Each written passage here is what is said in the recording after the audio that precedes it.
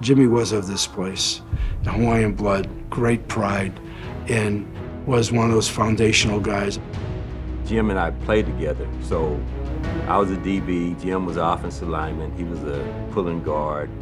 I can remember he was such a good athlete that he could hit one guy and keep going down the field, hit another guy and keep going down. I mean, he had unbelievable balance.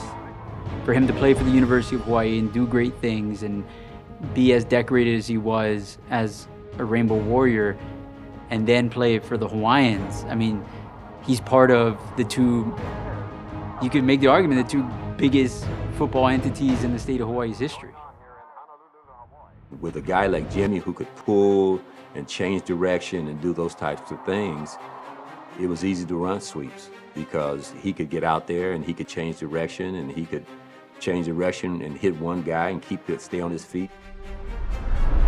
Jimmy was the kind of player that if at that time I wasn't old enough, although I've had a couple of sons now in life, he was the kind of guy you would say from a coach's standpoint, you know, this is the kind of son I would like to have.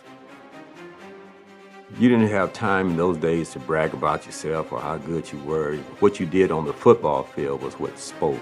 In those days, you know, we played in the old stadium. This is Honolulu Stadium in Honolulu. It held 20,000. We used to probably fill that thing up. We were there till we moved to the new stadium in '75, selling out every week. It was a great place to play. They call it the Termite Palace. It was all, you know, it was all wooden and could go up in flames at any time, but it was just an amazingly comfortable place. You know, the amazing thing about that stadium, you know, we'd take a bus to that stadium, but after the game, we just maybe took our cleats off. We'd walk home with the fans back here to the University of Hawaii. He was in that era when all of a sudden they took UH football into a different level of expectation by the fans. It became very popular.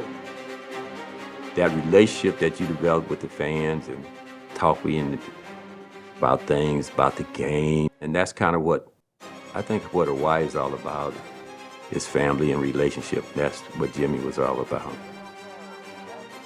The World Football League's Hawaiians was the only 11-on-11 outdoor pro football team, and Jim Kalili was part of it. That was a startup pro league, and I'm sure that Jimmy, back in those years when they had 17 rounds in the draft and they would sign a bunch of free agents, could have easily gotten a tryout somewhere else, but again, the spirit of wanting to stay home, especially be able to play for a team called the Hawaiians. The Hawaiians was Hawaii's only professional outdoor football team. 1974, 1975 in the World Football League.